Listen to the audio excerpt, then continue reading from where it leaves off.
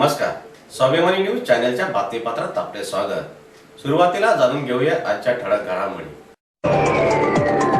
प्रभाग क्रमांक 15 सत्य साईबाबा सोसायटीतील झालेल्या रस्ते गटार कामाचे आमदारांच्या हस्ते झाले आज लोकार्पण। देवपुरातील धरती कॉलनीत झाले राष्ट्रवादीचे इर्शादभाई जागीरदार यांच्या हस्ते बोरवेलचे उद्घाटन। कुंभार समाज सामाजिक संस्थेतर्फे गुणवंत विद्यार्थ्यांचा सत्कारसह समाजातील मान्यवरांना देण्यात आला समाजभूषण पुरस्कार। संसदरत्न खासदार सुप्रियाताई सुळे यांनी केले धुळ्यात महिला मेळाव्यात महिलांना मार्गदर्शन। कोलकाता येथील घटनेच्या निषेधार्थ धुळ्यात इंडियन मेडिकल असोसिएशनतर्फे काढण्यात आला मूक मोर्चा।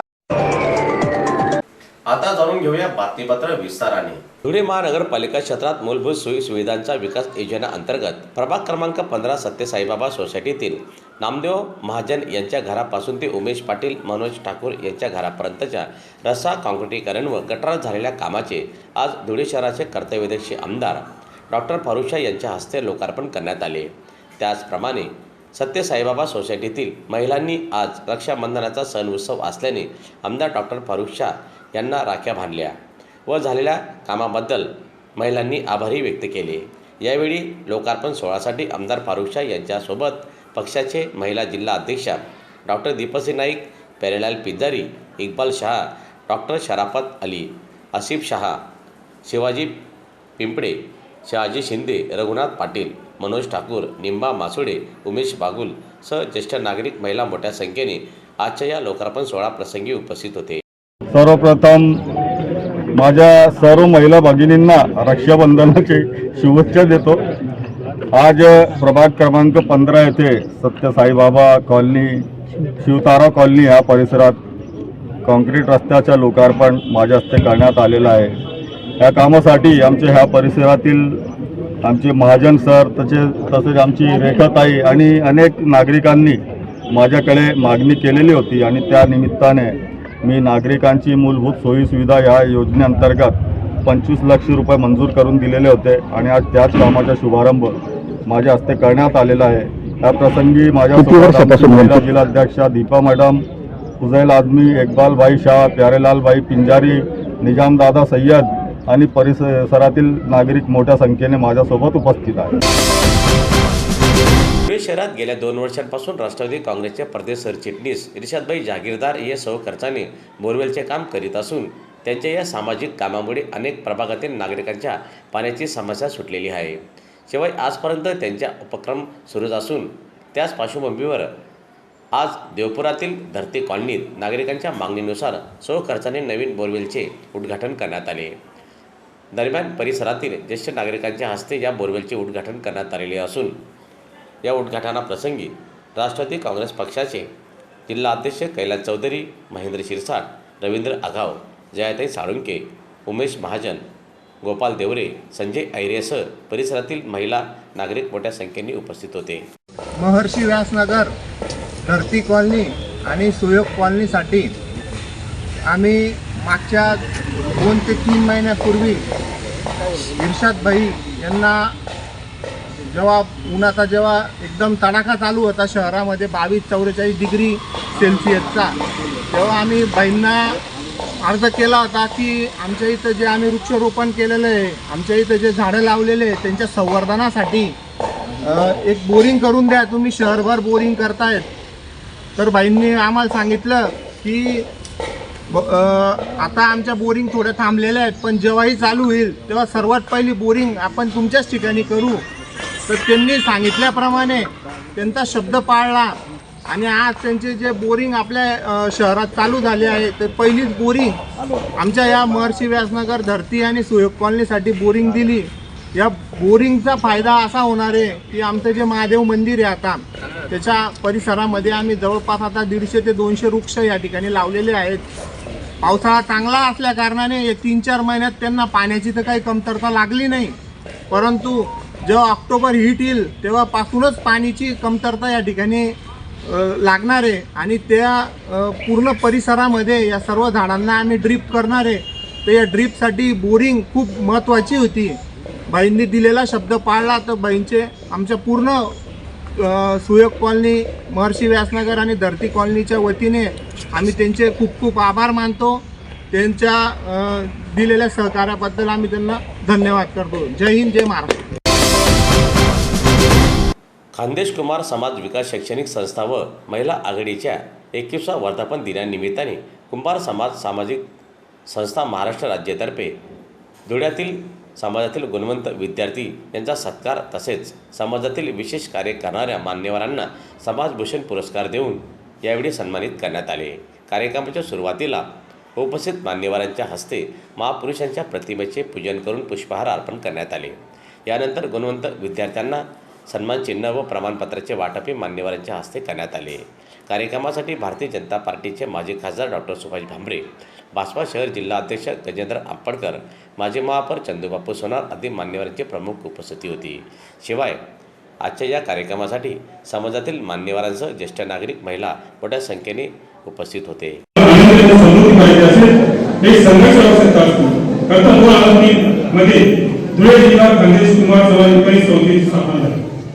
मित्रांनो, मी सुद्धा तुमच्या सरकार एक सर्वसाधारण कुटुंब जन्माला आलो. व्यक्तिमत्व केवळ संघटनेच्या माध्यमातून जीवनात यशस्वी झालो याचं उत्तम उदाहरण देशाच्या दृष्टिकोनातून सतत वाटचाल करत आहे. ज्या कलेमुळे की माझ्या जीवनात संघटनेला मला अनेक पुरस्कार प्राप्त झाले. अनेकांच्या आयुष्यात ही कला आत्मसात करून त्यांचे जीवन परिपूर्ण केले. तसेच जर तुम्ही जीवनामध्ये एक यशस्वी संघटित प्रमुख होण्याचे स्वप्न पाहिले असेल आणि सातत्यामध्ये उतरवण्यासाठी प्रयत्नशील असाल तर ते तुमचे स्वप्न पूर्ण करण्याची संधी खऱ्या अर्थाने तुम्हाला या संस्थेच्या माध्यमातून मिळणार. समाजाची प्रगती करायची असेल तर आपल्याला प्रत्यक्ष संघटनेमध्ये काम करून पहा. कारण अनेक वर्ष आपण फक्त घरातून काम करत असाल तर आपली संधी विचार करून बाहेर काढलेला असेल असे वाटते की वाईट मानून बोलू नका. कारण तुम्हाला ही संधी आहे आणि संधीचं तुम्हाला पूर्ण करायचं. मी माझ्या जीवनामध्ये बागेने अभ्यास केला व प्रत्येक समाजातील व्यक्ती यांना योग्य न्याय करण्याचा प्रयत्न केला. माझ्या संघटनेच्या माध्यमातून काम करत असताना, मी शासकीय सेवेत असताना येथे देखील माझ्या कामात कोणत्याही प्रकारची उणीव ठेवली नाही. त्यामुळे मी अनेक विद्यार्थ्यांच्या जीवनामध्ये समाजातील पारंपरिक व्यवस्था, पिढीजात, मातीकला आणि मूर्तिकार यांच्या जीवनामध्ये बदल करण्याचं काम या माध्यमातून केलं.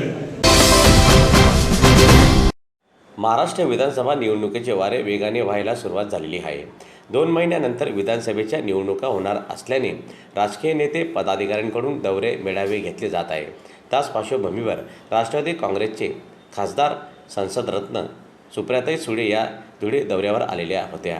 दरम्यान त्यांच्या प्रमुख उपस्थितीत महिला मेळावा देखील धुळ्यातील राष्ट्रवादी काँग्रेस भवन येथे घेण्यात आला. मेळाव्यात खासदार सुप्रियाताई सुळे यांनी उपस्थित महिलांना सविस्तर असे मार्गदर्शन केले. यानंतर खासदार सुप्रियाताई सुळे यांनी पत्रकार परिषद घेऊन विधानसभेच्या निवडणुकी संदर्भात पत्रकारांशी संवाद साधला. यावेळी त्यांच्यासोबत राष्ट्रवादीचे शहर जिल्हा अध्यक्ष रणजितराजे भोसले हे व्यासपीठावर उपस्थित होते. देशामध्ये जी मायनॉरिटी म्हणजे संख्येने कमी असणारे जे लोक आहेत त्यांची सुरक्षितता ही आपली नैतिक जबाबदारी आहे. कुठेही, मग बांगलादेशमध्ये असू दे, पाकिस्तानमध्ये असू दे, भारतात असू दे, श्रीलंकात असू दे, अमेरिकेत असू दे, कुठल्याही जगामध्ये म्हणजे आपली नैतिक जबाबदारी की आपल्या भारतामध्ये जे संख्येने कमी लोक आहेत, मग मुस्लिम असतील, जैन असतील, आपले पारशी असतील, ख्रिश्चन असतील, ते आपली नैतिक जबाबदारी आहे की त्यांना सुरक्षित ठेवणं, कारण का तो अधिकार आपल्या संविधानाने त्यांना दिला. तसंच बांगलादेशमध्ये आपले हिंदू बांधव जे संख्येने कमी आहेत त्यांची सुरक्षितताची नैतिक जबाबदारी बांगलादेश सरकारने घेतलेली आहे. आणि मोहम्मद युनूसजी त्यांनी माननीय प्रधानमंत्र्यांना फोनही केला आणि त्यांनी शब्द दिलाय. खरं तर योगायोग आहे की त्यांच्याबरोबर मी अनेक वर्ष बचत गटाचं कामही केले, आमचे कौटुंबिक संबंध आहेत त्यांच्याशी. त्यामुळे माझी त्यांनाही सातत्याने म्हणजे मी पार्लमेंटमध्येही बोललेली की आमची विनंती आहे की बांगलादेशमध्ये आमचे जे कोणी भारतीय बहीण भाऊ मुलं जी आहेत त्यांची सुरक्षितता प्राधान्य आणि बांगलादेश लोकांचीही सुरक्षितता, शांततेत. प्रश्न असतात, आव्हानं असतात, पण ती एवढा मोठा संघर्ष जरी केला असेल तर तो महात्मा गांधींचा आदर्श ठेवून शांततेच्याच मार्गाने झाला पाहिजे. कारण का जेव्हा अशा घटना होतात ना त्याच्यात भरडला जातो सामान्य माणूस. परवा जळगावला गाज फोडली, त्याच्यात सर्वसामान्य माणसाचं नुकसान होतं. कोलकाता येथील आरजी कार मेडिकल कॉलेज येथील एका डॉक्टर विद्यार्थिनीवर अत्याचार करून तिची हत्या केली.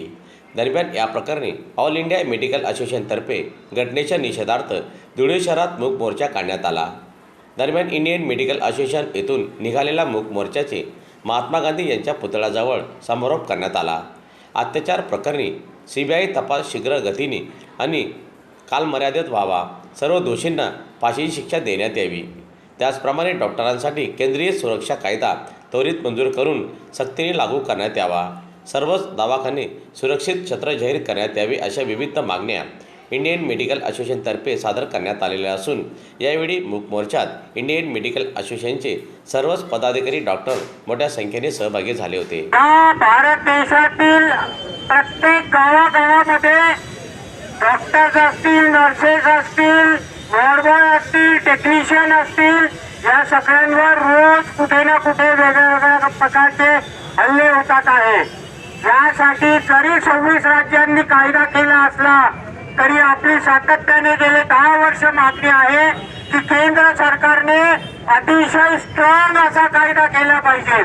आपल्याला कल्पना असेल, जेव्हा कोरोनाची महामारी आली तेव्हा 2019 मध्ये सरकारने एपिडेमिक ऍक्ट मॉडिफाय केला आणि व्हायलेन्स अगेन्स्ट डॉक्टर्सचा कायदा संपूर्ण देशात लागू केला. मित्र, पण जशी महामारी संपली, घरात सर्व वैद्य मारो, या पद्धतीने महामारी संपल्यावर तो कायदा रद्द करण्यात आला. म्हणून आपली एकच मागणी आहे, केंद्र सरकारने central law, very strong central law for protection of doctors and health care personal, ही आपली मागणी गेली 10 वर्षापासून आपण लावून धरत आहोत. वेगवेगळ्या राज्यात IMAच्या नेतृत्वाखाली, इन्क्लुडिंग IMA महाराष्ट्राच्या नेतृत्वाखाली 2010 पासून कायदा अस्तित्वात आहे. परंतु तो कायदा, राज्यातला कायदा देखील आपल्याला तोडगा पडतो, कारण तो अतिशय आउटडेटेड आहे. लेटेस्ट या वर्षी 2 महिन्यापूर्वी कर्नाटक सरकारने कायदा केला, उशिरा केला पण अतिशय चांगला केला. 2च त्याच्यातले महत्वाची तुम्हाला तरतुदी सांगतो. एक म्हणजे जसा रेपच्या कायद्यामध्ये आहे तसा हल्ला करेल त्याच्यावर ओनस आहे की onus is on the accused to prove that he is not guilty. बाकी कुठल्याही कायद्यात असं नसतं. आणि दुसरा त्याच्यात आहे, सोशल मीडियावर जरी बदनामी केली तरी it will be considered as violence against health care personal. मला माझ्या तरुण मित्रांना सांगायचं आहे, तुम्ही खचून जाऊ नका. याचबरोबर स्वाभिमानी न्यूज चॅनलचे बातमीपत्र संपले. पुन्हा भेटूया पुढील प्रसारणात. तोपर्यंत नमस्कार.